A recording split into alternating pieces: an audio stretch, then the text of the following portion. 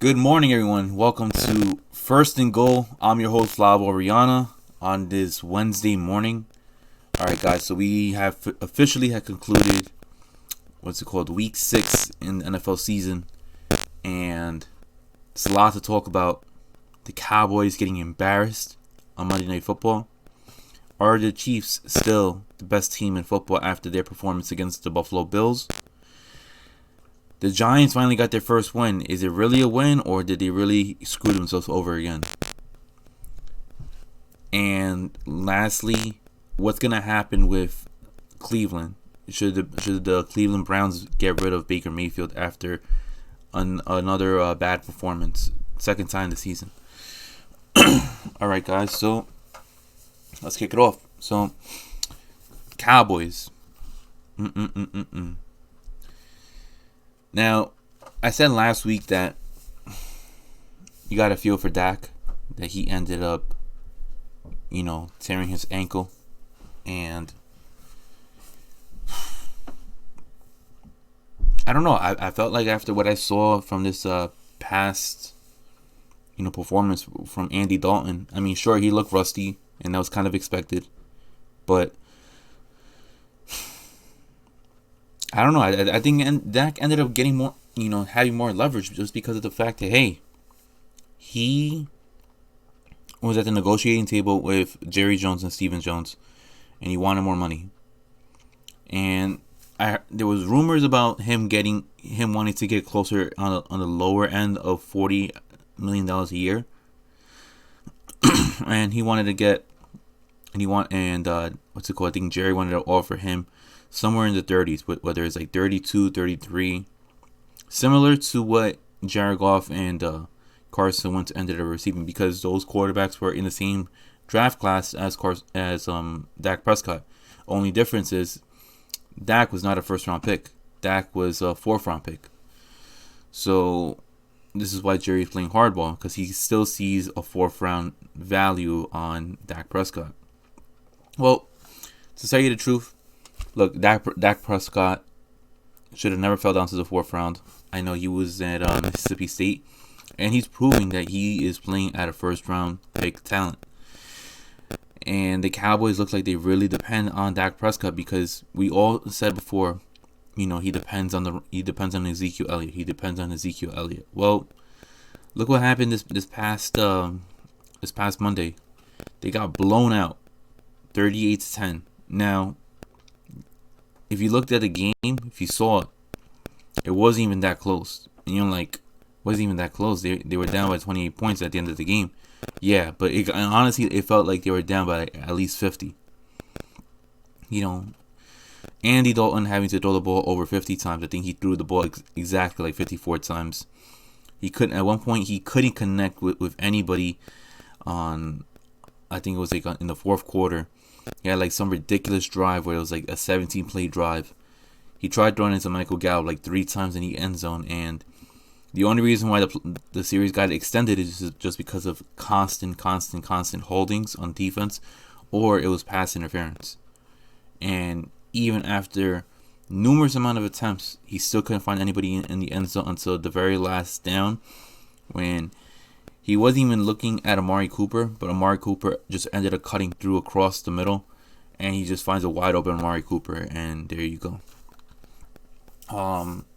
Ezekiel Elliott ended up fumbling the ball. I think those 2 fumbles to start off the game kind of set the tone, and from there on forward, the Cowboys couldn't, adjust. Now, the Cowboys defense is bad, and that's to say it out nicely. So obviously the Cowboys, their offense needs to pick it up. But the fact that they had 2 fumbles, Andy Dalton not playing well whatsoever. The fact that they were down and then you're forcing Andy Dalton to throw the ball. Recipe for disaster for the defense, because the defense looked gassed out, looked like they didn't even want to be there. It looks like they're not in continuity with one another. And look, Kyler Murray, on the big stage made a name for himself. He, ran the ball. He had this 80-yard bomb to Christian Kirk. It was just a simple fly route, and I don't know what happened with the Cowboys defense, but he just ended up getting through and 80-yard bomb. The Cowboys looked ridiculously, not prepared to face Kyler Murray. Kyler Murray ended up throwing 3 touchdowns, and his performance was, he ended up scoring 3 touchdowns.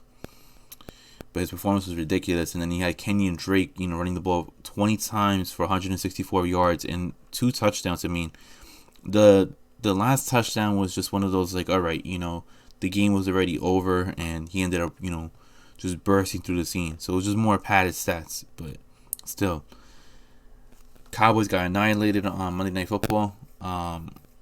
And what's the scary part is that they're still leading the division. They're 2-4, and they're still leading the division. That is sad right there. That is sad. You got the Eagles, who ended up losing against the Baltimore Ravens, and then you had Washington and the Giants, which I will cover that right after this. But yeah, I don't know what's gonna happen with the Cowboys moving on forward. I know they're not panicking because they're in the worst division in football. The NFC East is one of the worst divisions I've ever seen. I mean, I've never seen, so many bad teams in one division. And as for the Cardinals, look, Seattle looks like they're going to be taking the throne of the NFC West. San Francisco looked pretty well against the Rams this past Sunday Night Football. So, Jimmy Garoppolo looks like he's most likely going to get back to a groove. Jared Goff, looks like he's having a better season this year compared to last season. I mean, it couldn't get any worse. And Kyler Murray is just, building more confidence than what he had from last year. Plus, you added DeAndre Hopkins. Plus, you have a person like a Kenyon Drake, and you have a decent running back, a backup in Chase Edmonds, who's a second-year pro. I mean, you got a lot of weapons. You have Andy Isabella. You have Christian Kirk. You still got the legend of Larry Fitzgerald still there, who's still playing, at a high level for the amount of years that he's been playing in this league. So, look, they got really good players, on offense. And don't forget, on defense, you still got Patrick Peterson. You still got Chandler Jones. You still got Budda Baker, who honestly he played really well that game. Sack, interception. He was doing it all. So moving on forward, if the Cowboys end up making the playoffs, they're not gonna win that first game. They're just gonna get eliminated. And I predict, with the way that Kyler Murray is progressing this year, I won't be surprised if Arizona makes the playoffs this year. Now, it's definitely going to be a wild card, but I don't know who they will end up facing. But, it would be exciting. It would be exciting to see, somebody like Kyler Murray on the biggest stage in the playoffs when everybody's going to be locked in to watch him. People ended up watching Monday Night Football because, once again, thank you, NFL. I love the fact that there is 2 Monday Night Football games. One of them was on ESPN at the prime time at 8 o'clock. And then the other one was at 5 o'clock between the Buffalo Bills and the Kansas City Chiefs, which I will talk to you guys about that in a little bit. So, moving on to the Giants. The Giants versus the Washington franchise. Look, Washington needs to have a nickname because calling themselves the Washington franchise or the Washington football team, whatever they want to call it, sounds kind of lame. But the Giants, I don't know if they won the game. It's kind of pathetic, to say the least. They won the game. But did they really win? You're probably like, what do you mean? They're such a bad team. And this is why I got mad last year. They were winning games when they honestly should have just tanked. Look, there's a guy by the name of Trevor Lawrence. And I know you're like, why are you jumping on this bandwagon too? Only reason I'm saying that is because I've never been a fan of Daniel Jones. I felt like he is a quarterback that deserves to be in the National Football League, but a quarterback that does not deserve to be a starter. I was never enticed on him having the nickname Danny Dimes. I felt like that was too soon. He didn't deserve it or anything like that. I refuse to call him that.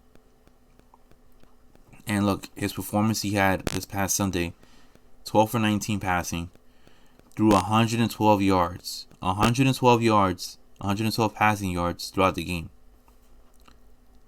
There are quarterbacks that do that in a quarter. This guy took a full game to throw 112 yards. Had one touchdown and threw an interception. The interception does not surprise me one bit. He also led the team in rushing. And normally I would be like, that's amazing right there. This guy's throwing good numbers. Yeah, for fantasy. But when it comes to like real life football, like no, like this guy's gonna get himself hurt. I mean, I'm not wishing for this guy to get hurt or anything like that, but like clearly the Giants management, Giants coaching don't know what they're doing. If they're gonna have him, run the ball 7 times for 74 yards. This guy's not Lamar Jackson. This guy's not Russell Wilson or any of that nature. This guy's not Kyler Murray. He should be running like the way that Patrick Mahomes should be running. Runs in small spurts. Runs when he feels like he has to. This guy, Daniel Jones, is just running because, he can't pick up on coverages, which is kind of sad. And then you have the Washington football team, led by Kyle Allen. Now, Dwayne Haskins looks horrible. I mean, I don't know if he would have made a difference, him being part of the New York Giants franchise, but he looked horrible. Kyle Allen, on the other hand, I know he got brought over from Carolina because Ron Rivera was, had coached him in Carolina, but he looked a little bit better than Daniel Jones. I mean, look, but he threw the ball, more than double, close to like triple the amount that Daniel Jones did. 31 for 42 passing with 280 yards of passing yards, 2 touchdowns, 1 INT. And yet the Giants only won by a single point. Now, I imagine the Giants are probably going to win maybe no more than like 3 games just because this roster looks depleted. Their offensive line looks horrible. I mean, at one point they were pulling out the rookie, benching him, then putting him back in there. I wasn't really understanding why Joe Judge was doing something like that. But it worked. And, I mean, you can celebrate as a Giants fan that you guys finally won a game. I'm not. I didn't celebrate at all. Being 1-5 is nothing to be celebratory about. But with the Giants moving on forward, I mean, like I said, they're most likely going to win, 3 games. The Washington football team is probably going to win about 3 games, which means that the Giants, if they beat Washington one more time, they're going to have, the head-to-head advantage. Now, the Giants are going to face the Philadelphia Eagles tomorrow. I predict that the Philadelphia Eagles are going to smoke the Giants. And Carson Wentz, as bad as he has been playing so far, he actually looked good, this past Sunday. I think this was the best version of Carson Wentz that we have seen all year because he was trying to challenge the Baltimore Ravens. And Baltimore just has too much firepower. So Philadelphia ended up falling short. But I guarantee you Philadelphia is not going to fall short against the Giants. Sure, I'll watch the game, just because outside of the World Series, there's nothing to be, watched. But I don't know. I just think the Giants are going to get annihilated. I predict something along the score of like a 24-10 score. Or maybe even like a 32-10. I just don't see how the Giants are going to be able to pick up the victory. If they do, I'll be very, very shocked. And then I'm thinking, like, why are you trying to win all these games when you know that you're not going to make the playoffs? But, yeah. And then Washington's going to face the Cowboys. I mean, at this point, I don't even know who's going to win that game because seeing what Andy Dalton ended up showing this past Monday Night Football game, Andy Dalton, looks like he might lose, big time again. But I don't know. Washington is just, all 4 teams are just bad franchises this year. Philadelphia and Dallas have been the 2 lone, head of the of the division, for the past couple of years, and then Washington and the Giants have been the embarrassments of the NFC East. All right, guys. So enough with that. I'm tired of talking about the Giants. Kind of just makes me sick. But we ended up having, like I said, a second Monday Night Football game. This one actually happened. This was actually the first game. It was a 5 o'clock game. It was between the Kansas City Chiefs and the Buffalo Bills. Now, Buffalo has been looking great so far this year. They got blown out, with the exception they got blown out by Tennessee. And wasn't really anticipating that, but Tennessee did have 16 days to scout and have like a game plan for the Buffalo Bills. Buffalo Bills were scheduled to play the Kansas. Buffalo Bills were scheduled to face the Titans, but they got blown out by Ryan Tannehill. AJ Brown caught a touchdown. What was it? They had Derrick Henry, who hasn't been looking great so far up until this Monday Night Football game. And after them experiencing their first loss, and after Kansas City experiencing their first loss versus the Las Vegas Raiders, I mean, that was an anomaly right there, just because I don't predict Derek Carr doing the same thing again, him facing an Andy Reid type of offense. But now both teams are 4-1 coming into that Monday night game, and the first quarter was kind of close. It was close. I mean, I should just say the first half. Travis Kelce getting a touchdown. He's getting 2 touchdowns in the first half.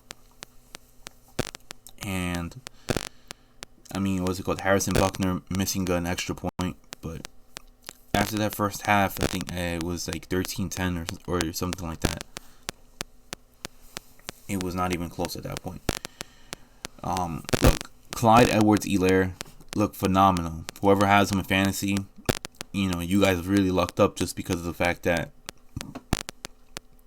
one, his level of production. The Kansas City Chiefs are now proving that they can run the ball, they can pass the ball, and being able to do those two things really, really well is a recipe for disaster for other defenses. So they were able to control the clock. They controlled the clock. This guy had about over 160 yards of rushing. I mean, it was phenomenal to see him run. I mean, this little guy was just bursting through the scene, getting first down after first down after first down after first down. And Patrick Mahomes, went away from the pass. He started focusing on Clyde Edwards-Helaire. And I don't know, I just felt like Buffalo, a Sean McDermott type of defense, should have never allowed that many type of rushes, that amount of rush yards. So what's going to happen with Buffalo? I mean, they already now experienced, back-to-back losses. One to the Tennessee Titans, who look phenomenal, and then the second to the Kansas City Chiefs, who arguably, if not, should be the best team in football. So what do you think might happen with Buffalo? Well, Buffalo's going to face the Jets, so there's nothing to really be worried about right over there. Buffalo should be able to handle business, be able to dominate the Jets just like they did in Week 1. And Josh Allen, needs to pick it up, just because of the fact that his performance on Tuesday against the Titans looked very, very shaky, and it looked like he was struggling to pick up on coverages. His performance against the Kansas City Chiefs was a lot better, but he is facing the best quarterback in the world right now. So I predict that the Bills are most likely going to end up winning that game. If it's like a 99% chance they will win that game.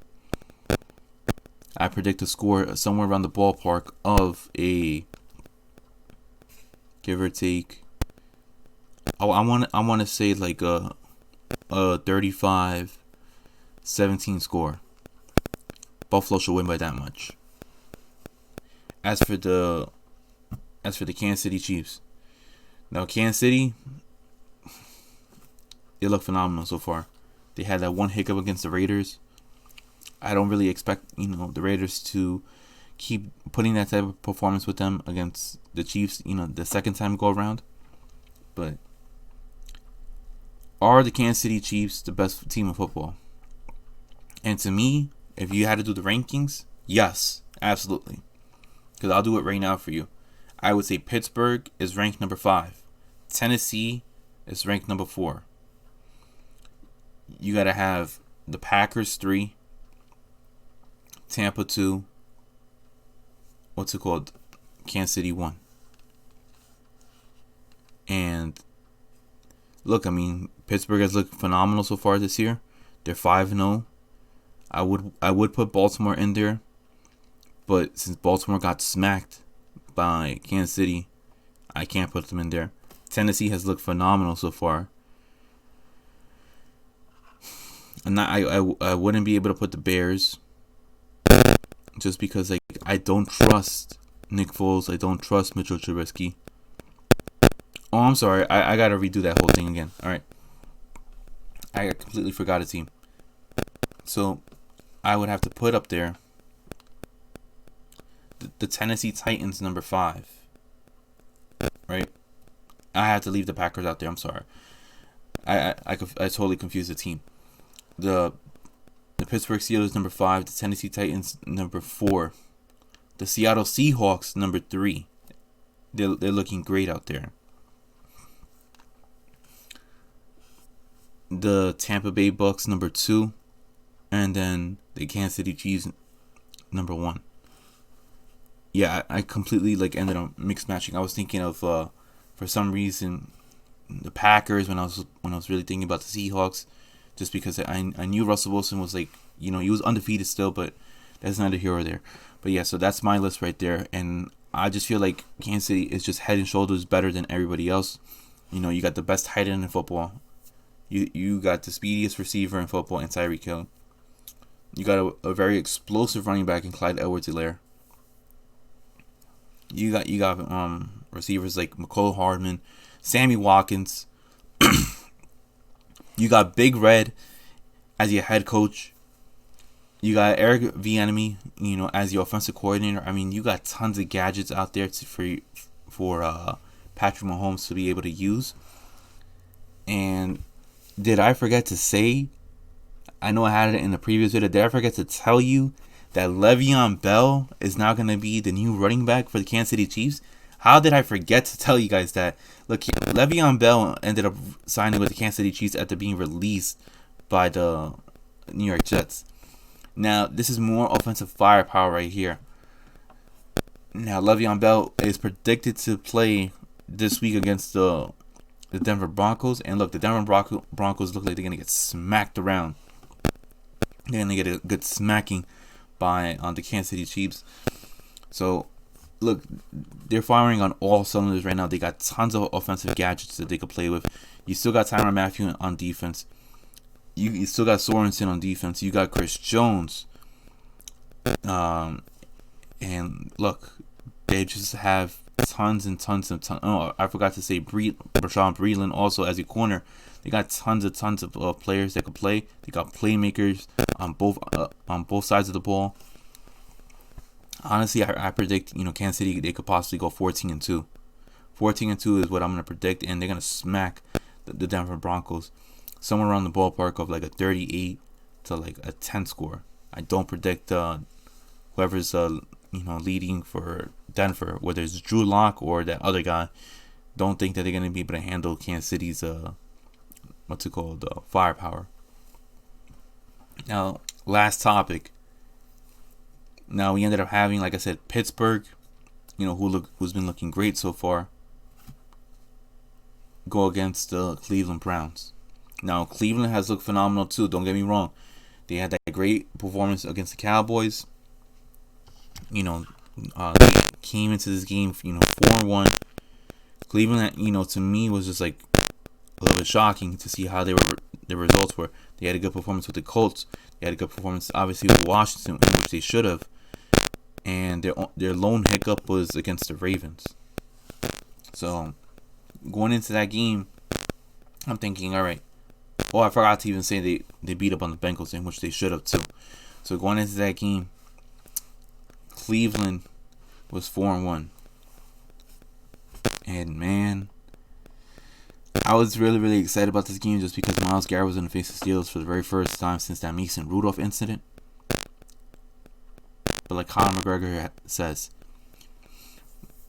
if you're in the fear of a smack, well, I'm not going to even say that. It's going to sound ridiculous. But anyways, what's it called? Cleveland just got blown out 38-7. I don't know what's going on with Baker Mayfield when it comes to him facing bigger competition. He gets blown out by Baltimore. Gets blown out by Pittsburgh. I mean, if you look at the scores from Baltimore, Cleveland, and then you got Pittsburgh, Cleveland, they were pretty much the identical scores. The only difference is that Cleveland ended up scoring. Cleveland ended up scoring one more point.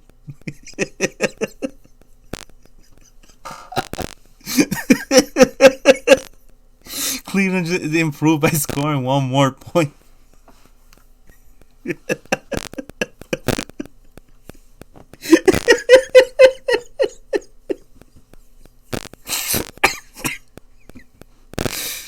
Oh man, Baker Mayfield is bad. Throwing 2 interceptions, only throwing 119 passing yards. Ben Roethlisberger didn't need to throw the ball. I mean, he threw only for 182 yards. Oh, I'm sorry, 162 yards with one touchdown. James Conner was the bell cow. Carrying the ball 20 times for over 101 yards with 1 TD. Chase Claypool, he was like the breakout star last week. I predicted that he was gonna face tougher coverages. He's gonna face tougher matchups, in which he did. He ended up snagging 4 receptions. He caught all 4 of his targets. 4 receptions for 74 yards. He did have a rushing TD. And guys, if you guys have Chase Claypool, don't anticipate that he's gonna be getting all these rushing TDs. It's just an anomaly right there. You gotta look at his targets. He had 4 receptions and he caught all 4 of his targets. James Washington had a good game. 4 receptions for 68 yards and a TD. He had 7 targets on him. Eric Ebron looked shaky. 2 receptions for 9 yards. But like I said, Big Ben didn't need to throw the ball with that big of a lead. And James Conner just ended up leading the way with 101 rushing yards. I was very, very surprised to see Pittsburgh bringing out Mason Rudolph. I don't know what was going through Myles Garrett's head. But I'm sorry, that just made me laugh so much with Cleveland improving 1 point from facing Baltimore in week 1 into facing Pittsburgh now. It really is very similar, identical scores. I mean, but I don't know. What do you do with Cleveland moving on forward? I mean, with Baker Mayfield moving on forward, do you bench him? Do you give up on him? Do you keep him around one more year? In my opinion, honestly, he hasn't shown any type of real improvement. Sure, he has gotten Cleveland their very first win. They're 4-2. I would still hold on to him. I mean, it just seems like he can't win, against the best teams in the league, whether it's Pittsburgh or Baltimore in the division, Kansas City, the Bills, the Bucks, you name it, the Packers. I don't think he'd be able to handle that type of level of competition. But in the middle tier, if you're facing the Colts, you're gonna face somebody like the Minnesota Vikings. You're gonna face something along the lines of the LA Rams, or I could still put in the Arizona Cardinals. I mean, I think he could handle that type of level of competition. I just think when you put him with the elite competition out there, he's in a struggle. And also he's in a struggle too when he's facing a defense like Pittsburgh, who is really, really good. I think they're top 3 or top 4 or top 5 against defense against the run. So you know, Baker Mayfield having to throw the ball, I just think it's just level a recipe for disaster. I know there was no Nick Chubb here, but Kareem Hunt is a good primary back. But it was just a bad matchup. It's a bad stylistically matchup for Cleveland. I think Cleveland will do fine going into Week 7. They're gonna face the Cincinnati Bengals, in which they should win. They're in favor. So, I mean, it was just a hiccup in the road. Cleveland's next couple of games, they're against the Bengals, they're against the Raiders, they're against the Texans and Eagles. I think I see Cleveland coming out of there in their next 4 games, give or take 2-2, maybe 3-1. If they come out 3-1, they're gonna end up being 7-3, and that's right there, pretty good. And then that should eliminate any type of noise of Baker Mayfield needing to be benched. Cleveland drafting another quarterback, so on and so forth. But I think Cleveland should be fine with the weapons that he has with Odell Beckham, Jarvis Landry. You got Austin Hooper, who signed with them in the offseason. You still got Kareem Hunt. Nick Chubb is going to come back. So you got playmakers out there. All right, guys, that settles everything for first and goal. Look for Week 7 coming up. Games to really look at. I'm gonna get the schedule for you right now. So, Steelers and Titans. Both teams are undefeated as of right now. Both of them are 5-0. This honestly could be a preview come the playoffs. It might be a divisional round playoff matchup. So that's something to look forward to. Derrick Henry had a fantastic game this past week 6. He's running the ball. He's running the ball like mayhem. Ryan Tannehill has looked phenomenal so far. He's been connecting with A.J. Brown. As for the Steelers, I mean, what's it called? Steelers have discovered Chase Claypool, so he looks like he might be like the second wide receiver. And you still got Juju, and you got James Washington in the slot with James Conner running the ball. So they're looking great. Their run defense, that's the style that I'm looking to see. How's Pittsburgh gonna stop the run with Derrick Henry? Now they were able to stop the run with Kareem Hunt, but stopping Derrick Henry, that's a different story right there. So look forward for that. You're gonna have Seahawks and Cardinals. Seahawks win, they'll be 6-0. Cardinals win, they'll give Seahawks their first loss, and they'll move into 5-2. Seahawks, what's it called? Seahawks win this game, they're gonna separate themselves within the division, and you're having what's it called? One of the best quarterbacks in the game, a top 3 quarterback in Russell Wilson, and one of the bright future upcoming stars in Kyler Murray. Look forward for that matchup. Then you have, lastly, Tampa Bay versus the Las Vegas Raiders. That's a Sunday Night Football game. So stay tuned for that, just because Derek Carr has looked so far good this year. He's connected with Darren Waller. I have said in a previous video that Darren Waller does remind me of an Aaron Hernandez. And the way that he runs the ball, the way he moves around, his route running and everything like that. Derek Carr has looked good so far. And you have Josh Jacobs in the backfield, Nelson Aguilar, you got Henry Ruggs, Hunter Renfrow. The Derek Carr and the Raiders have looked good so far this year with 3-2. And Tampa Bay ended up annihilating the Packers. Don't anticipate for Aaron Rodgers to throw 2 interceptions in the game again. Doesn't really happen. It's an anomaly. As for the Buccaneers, ended up getting back Chris Godwin this past weekend. You still got Mike Evans over there. Ronald Jones has looked phenomenal so far this year. Will Leonard Fournette play? Give Ronald Jones a little bit of a rest. And what's it called? I don't know. I mean, it should be a good matchup right there. I'm kind of leaning on Tampa Bay winning this game, but let's see what happens with there. Let's see what happens. All right, guys. So that covers everything on First and Goal. I will see you guys most likely on Monday, if anything like that. If I throw out a video early, it's just because I was just too excited for these Sunday night games. All right, guys. You have a good night, and not good night because we're in the morning.